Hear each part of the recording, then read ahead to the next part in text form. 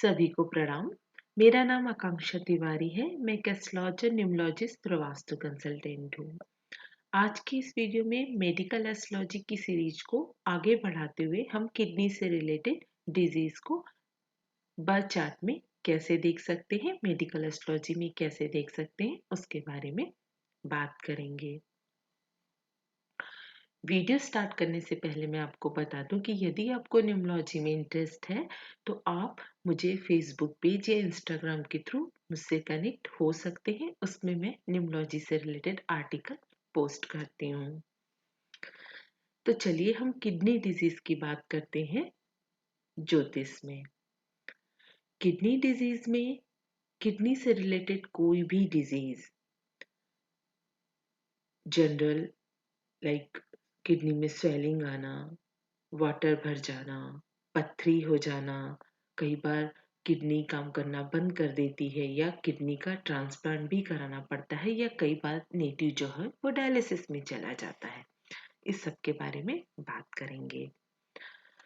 देखिए, कभी भी यदि किडनी से रिलेटेड इशू देखना हो किसी भी चार्ट में तो कुछ पैरामीटर्स हैं एस्ट्रोलॉजी के और वो बिल्कुल क्लियर है। उन्हीं पैरामीटर्स को ध्यान में रखकर आप देख सकते हैं कि किडनी से रिलेटेड इशू है या नहीं है और कितने सीवियर हैं। किडनी से रिलेटेड इशू को देखने के लिए हमको 7th हाउस को देखना पड़ता है। तो हमें 7th हाउस का लॉर्ड और लिब्रा राशि, हमें इस पे ध्यान देना है। हमें 7th हाउस, 7th लॉर्ड और लिब्रा राशि का एनालिसिस करना है। उसके बाद किडनी जो है उस डिजीज के कारक कौन है? जुपिटर, मून और वीनस। तो हमें जुपिटर, मून और वीनस को देखना है। वीनस इसलिए है क्योंकि वीनस 7th हाउस का कारक होता है, तो हमें वीनस को भी देखना है। तो 7th हाउस का लॉर्ड लिब्रा राशि, जुपिटर, मून और वीनस, इनका हमको एनालिसिस करना है। अब हम स्टेप बाय स्टेप समझते हैं कि कैसे कैसी कंडीशन बर्थ चार्ट में हो सकती है जो कि किडनी डिजीज की तरफ मेंशन करती है। तो सबसे पहले आप लोग 7th लॉर्ड, 7th हाउस और कारक जो मैंने बोले जुपिटर, मून और वीनस, यदि ये सब अफ्लिक्टेड हैं, यदि ये सब अफ्लिक्टेड हैं तो नेटिव को किडनी ट्रांसप्लांट की तरफ जाना पड़ता है। नेक्स्ट कंडीशन, यदि 7th हाउस में 2 या 2 से अधिक पापी ग्रह हों और जो 7th लॉर्ड है यदि वो 6th हाउस में चला जाए तो ये भी एक कंडीशन बनती है जो किडनी से रिलेटेड इशू को, किडनी से रिलेटेड डिजीज को बर्थ चार्ट में मेंशन करती है। 6th हाउस को मैंने यहाँ पर इसलिए ऐड किया है क्योंकि 6th हाउस वर्गो साइन है और लिब्रा राशि से वो 12th आता है। तो जब 6th हाउस इन सब से एसोसिएट करता है 7th हाउस, 7th लॉर्ड से, तो ये loss of function of kidney को रिप्रेजेंट करता है। नेक्स्ट कंडीशन ये बनती है कि यदि गुरु और चंद्रमा पाप युक्त हो तथा 7th हाउस या तुला राशि या 7th लॉर्ड पर भी प्रभाव हो, तब समझ गए कि कारक भी जो है वो पीड़ित हो और फिर उसमें उसके बाद 7th हाउस या तुला राशि या 7th लॉर्ड इनमें से कोई भी यदि अफ्लिक्टेड हो तो भी ये जो है वो किडनी से रिलेटेड प्रॉब्लम को मेंशन करता है। यदि सैटर्न और राहु की युति 7th हाउस में हो तो ये भी ये बताता है कि नेटिव को किडनी से रिलेटेड इशू होंगे। नेक्स्ट कंडीशन, यदि मैलिफिक जुपिटर हो या अफ्लिक्टेड मून हो और malefic Jupiter and afflicted moon seventh Lord से एसोसिएट हो या सेवंथ हाउस को प्रभावित करते हो, तो ये भी जो है वो किडनी से रिलेटेड इश्यू को इंडिकेट करते हैं।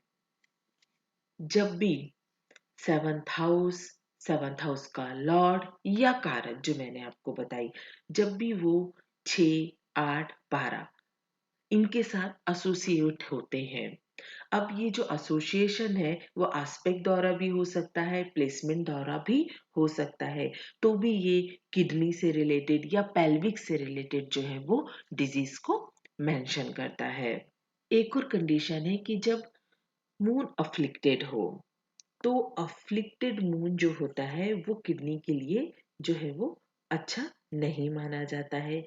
अगर मून अफ्लिक्टेड हो और वो मार्स से कुछ किसी टाइप का एसोसिएशन कर ले, तो ये जो है वो ऑपरेशन को भी इंडिकेट करता है। सैटर्न यदि लिब्रा राशि में हो और उसके बाद यदि वो राहु केतु मार्स या किसी भी तरीके से अफ्लिक्टेड हो, तो ये जो है वो किडनी से रिलेटेड डिजीज को इंडिकेट करते हैं। जनरली जो पथरी वगैरह होती है वो इसी वजह से हो जाती है। यदि सन लिब्रा में हो और किसी तरीके से अफ्लिक्टेड हो, पर सन तो लिब्रा में वैसे भी नीच के हो जाते हैं, और यदि अफ्लिक्टेड हो तो ये जो है वो